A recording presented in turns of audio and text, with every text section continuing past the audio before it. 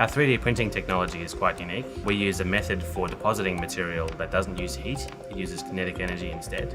And that allows us to be about 1,000 times quicker and 100 times cheaper than competing metal 3D printing technologies. Our demonstration part is a 200-gram copper flywheel. Normally that part would take about 38 hours to print. We print that part in about 10 minutes. Instead of melting metal particles to form the parts, we use kinetic energy. We have a rocket engine in our machine. Our rocket engine accelerates the metal particles up to about 3 times the speed of sound and then smashes them into the part. We very carefully calculate that speed so that when it sticks to the part, it bonds metallurgically, so we get a good material at the end.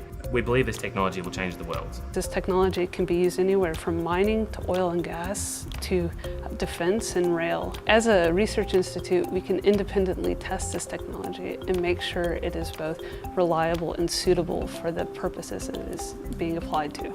Here at the Advanced Manufacturing Alliance, we're always looking for solutions. So if you have an application, you have a problem or a pain point, please come talk to us. The best way to get a hold of us is to give us a phone call, contact us via email, or visit our website, and we'll be happy to show you the technology.